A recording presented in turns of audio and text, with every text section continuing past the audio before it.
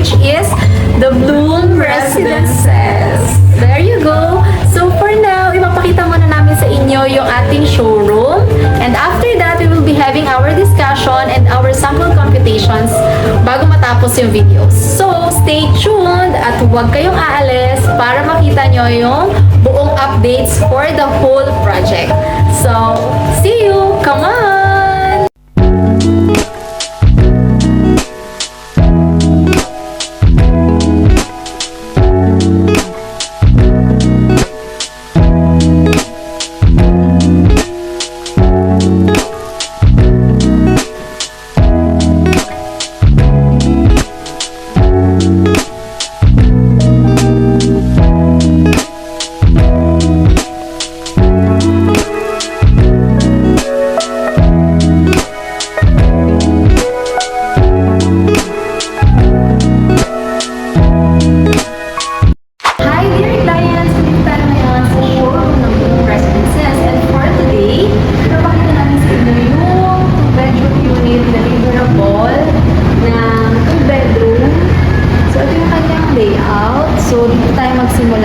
It has 32.50 square meter.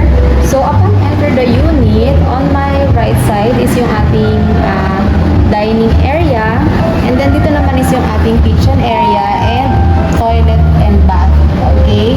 So dito naman pwede natin i-pwesto yung ating living area, and then yung one bedroom and yung another bedroom. Yung another bedroom, which is pwede natin gawing master's bedroom, siya yung mayroong balcony unit. Alright? So, come on, pasok tayo. So, upon enter the unit, on my left side, so ito nga po yung ating kitchen area. Ayan. So, sa kitchen area, we have here the sink, the countertop cabinet, and sa lalo na sink natin is mayroon tayong grease trap. Yes.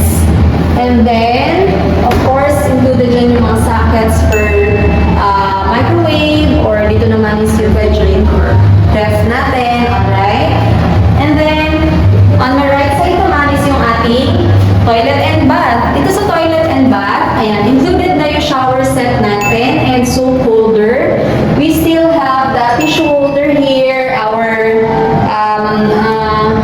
toilet. Ayun, our toilet. And then, we have also lavatory and faucet here. Okay? So, if ever naman maglalagay kayo ng washing machine, pwede na siya. Meron tayong ready na, dito, outlet. Alright? So, let's move here. Dito pwede nyo ilagay yung ating dining area, and then dito yung ating living area.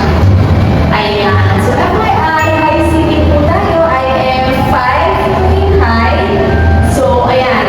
Naka-arms up ako, and ang taas pa rin ng ceiling niya. Alright? So, ito na po yung ating first bedroom. So, meron tayong partition. Ito po is included sa ating deliverable unit. This is laminated po na partition natin. Laminated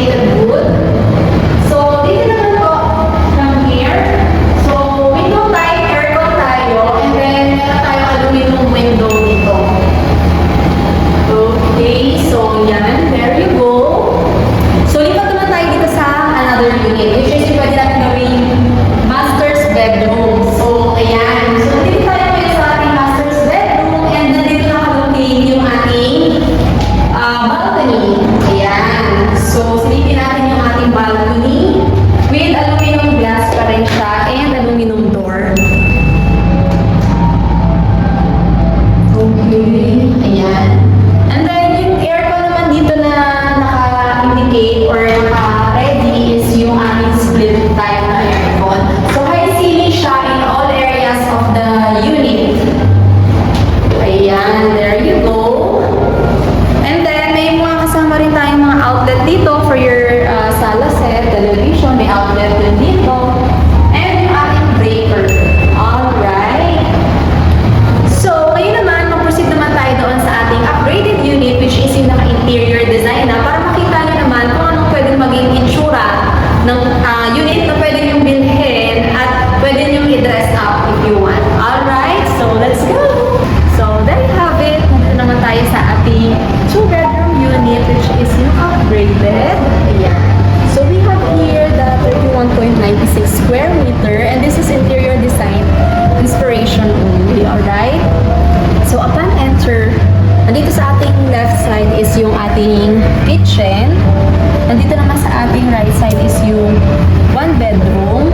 And then, ayan, nandito naman yung ating toilet and yung ating another bedroom, alright? So, nandito yung ating dining and yung living area and yung ating balcony. Alright? So, para makita nyo kung ano yung mismong itsura niya, tara, pasukin na natin. Alright, so here on my right side, ito yung ating kitchen. So, sa upgraded unit, meron na tayong overhead cabinets and range hood which is not included in the deliverable unit. Okay? So, ma-clear tayo dyan. So, ito naman, pinabago na yung ating countertops, pero still, meron pa rin tayong sink and under counter top cabinet. Alright? So, same pa rin. Meron pa rin tayong grease trap here. And then, ayan. Dito naman sa ating right side, nandito yung ating 1 bedroom. So, disclaimer lang sa ating mga investors, dahil ang unit na ito is another layout na siya ng 2 bedroom. But, all units here in Bloom Residences are all 2 bedroom. Pero iba-iba na lang siya ng layout. So, if you have other questions, you may contact your agent or us as your agent for more details. Alright? So, eto naman, yan. Ganito yung pwedeng maging layout ng isang bedroom natin. Yan, there you go. Ayan. Diba? Very classy, very pangbata. And then, ito naman yung ating, ayan, naglagay sila ng cabinet here with matching dress inside the cabinet. And then, ano siya, mirror pala siya kasi para mas nakakaluwag ng space. Dining and living area. Ayan. So, ayan. Since high ceiling tayo, diba? So, naglagay sila ng chandelier here, diba? Para mas mukhang siyang social. Ayan. There you go. Then, dito naman tayo sa ating toilet and bath. Ayan. Ganyan yung itsura ng ating toilet and bath. Interior design na rin siya. Wherein, sa deliverable unit, we only have the lavatory. So, ito is upgraded na. Interiored na siya. And then, dito is mayroong washing machine na nilagay. Still, nandito pa rin yung ating toilet and bath, yung ating bowl. And then, ito yung ating shower set with soap holder. So, yun. The rest is interiored na. Na-designan na siya. Okay? Pero included pa rin siya sa ating deliverable unit. It's up to you guys kung gusto nyo siya ipa-renovate or not. Gamitin nyo siya as is. So, ito naman yung ating master's bedroom. Tada! Ayan, there you go. Ayan. Cabinet. Ayan, dito naman nakapwesto yung ating cabinet. Ayun, sliding cabinet siya since yung space natin para ma-maximize natin yung space. Ayun. So, there you go. Proceed naman tayo dito sa ating living area. Ayan, i-discuss ko lang dito na sa ating upgraded unit, naglagay lang sila ng television is yung shelves. Okay? So, meron siyang balcony which is located sa living area. Unlike sa deliverable unit na sinek natin kanina, nasa loob siya ng master's bedroom. So, dito naman, nasa living area siya. There you go. Ayan. So, yan ang ating balcony.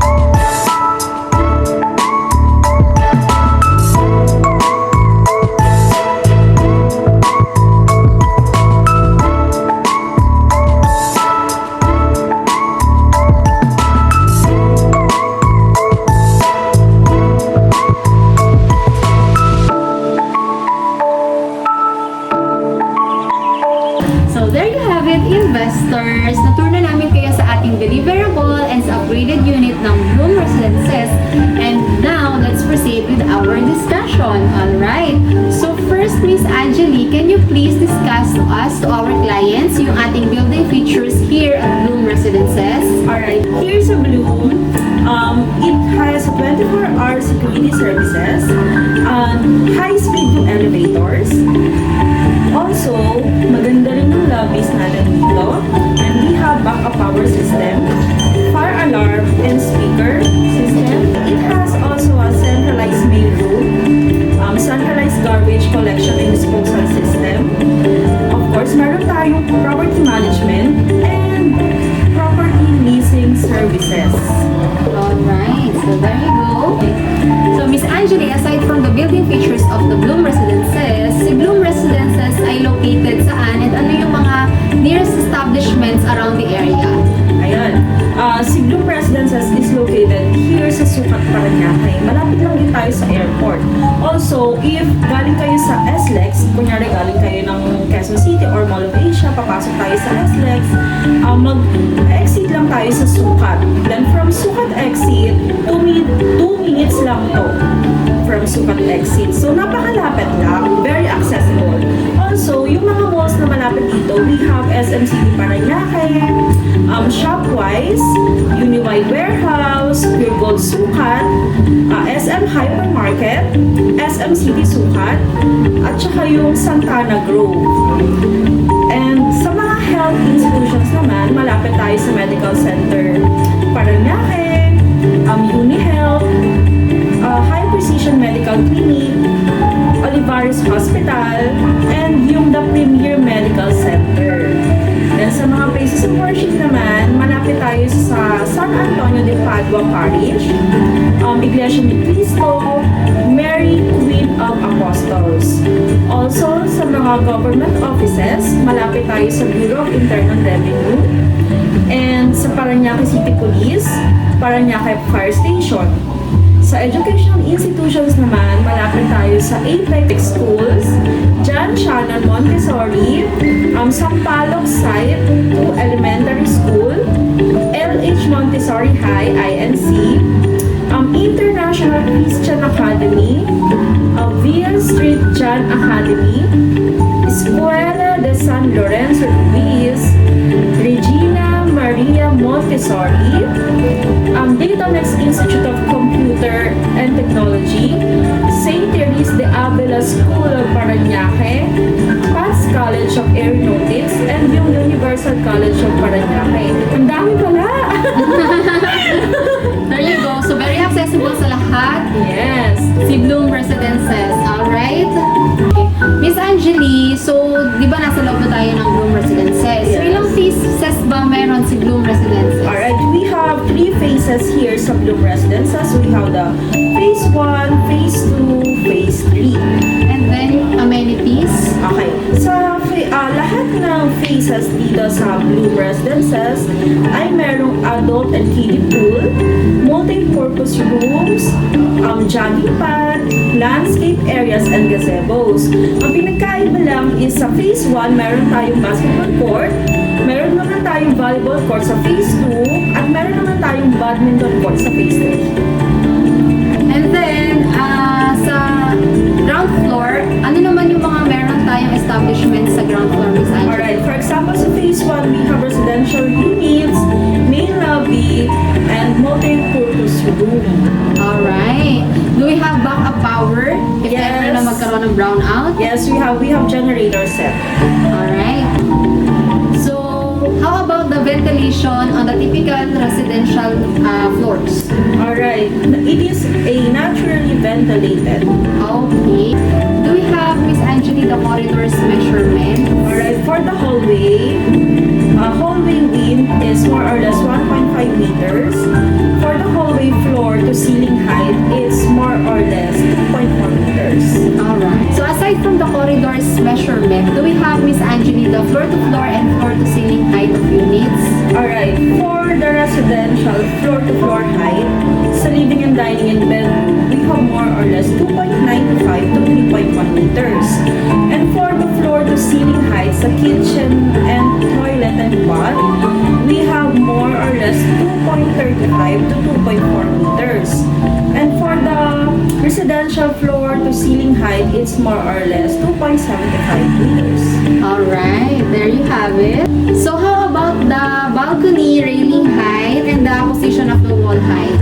Alright, for the balcony railing height, it's more or less 1.2 meters. And then for the partition wall height, it's more or less 2.4 meters. Alright. Alright, so most of our frequently asked questions is naitanong ko na kay Miss Angeli, and now let's proceed with the sample computation. For the sample computation, we have here the 2-bedroom with balcony with 32.79 square meter. For now, we have the 5% spot promo which have 10% discount, and then the remaining 15% down payment will be payable in 61 months.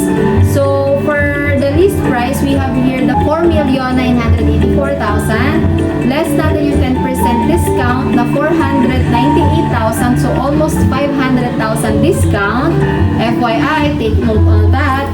Plus, i-add lang natin yung ating VAT and yung other charges. Magkakaroon tayo ng total amount contract price na 5,315,436 pesos. So for the down payment, we have for the 5%, we have 265,771.80. So yun yung isa nating spot payment. And then, ilas lang natin yung ating reservation fee na 25,000. Take note, 25,000 lang is pwede nyo nang i-reserve yung isang unit dito sa Bloom Residences. Alright? And then, yung remaining balance or the remaining 15% will be payable in 61 months, which comes to 12,947.79 na lang monthly. So, very low monthly amortization lang siya as compared to other projects ni SMDC. And at the same time, marami tayong mga near establishments dito wherein fully established na yung area na to. Alright? And also, malapit din siya sa airport. So, maganda siyang maging negosyo for the Airbnb and long-term lease. Alright?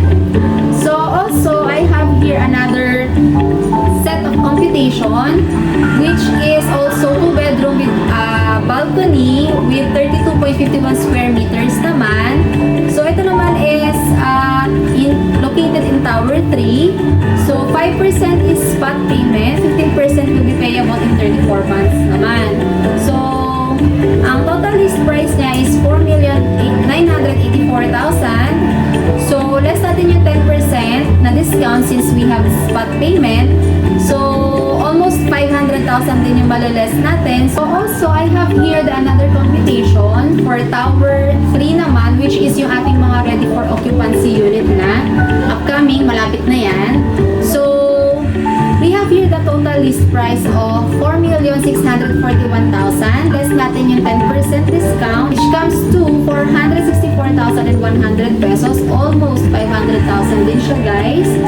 So, i-add lang natin yung ating 12% charge and other charges, which comes to i-add lang natin yung ating VAT and other charges. So, ang total contract price natin will be 4,949,626,000.50. Again, 25,000 lang po ang kailangan natin for the reservation fee. So, ilales lang natin yung 25,000 doon sa 5% spot payment. Ang magiging total first spot down payment nyo will be 239,981.33 monthly. And then, yung remaining na 15% will be payable for 34 months, which comes to 21,616 pesos only. Then the rest, 80% will be through cash or bank finance na natin. Alright? So, Miss Angeli, aside sa units na meron tayo dito sa Bloom Residences, so syempre yung most of our clients have their own cars, have their own transportation. So, meron ba tayong ma-offer na parking na pwede rin nilang kunin? Siyempre, meron tayong parking. Then yung computation na ay,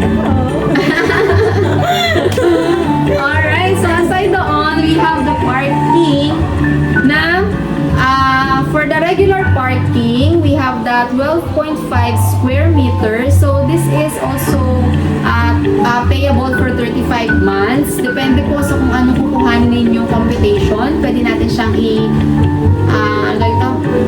kung anong computation po na kukuhanin ninyo, ising lang po ng magiging computation for the parking slot. So we have here the list price of 1,050,000. I-add lang natin yung VAT and the other charges. So yung total contract price of the parking will be 1,244,250 pesos. So dito naman, sa unit natin is nag-reserve tayo for 25,000. In parking slot naman, only 10,000 lang pong kailangan para makapag-reserve ng unit. So, yung down payment natin, which is yung 20%, will be payable in 35 months, which comes to 6,824.29 only per month for 35 months. And then yung 80% naman, pwede natin siyang i-bank loan or i-cash payment na. Alright?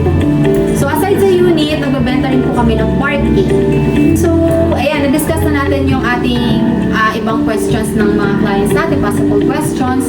Then, yung sample computation is na-i-discuss na rin natin sa ating mga investors.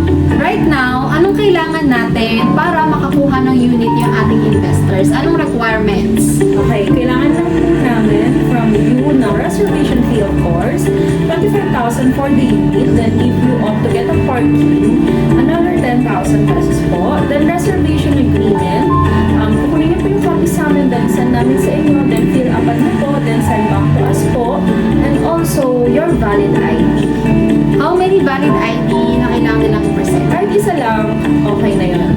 Either passport, driver's license, Any government-issued ID? yes. Alright. So, Miss Angeli, aside sa pagkuha nila ng unit at pwede nila itong i-occupy, ano pa ba yung mga pwede nating i-offer sa kanila para kumita rin yung ating mga investors? Yun. So, if you are an investor and hindi tayo end user, of course, pwede natin i-rent out yung unit natin either long-term lease or short-term lease. Also, bigyan ko lang kayo ng tip.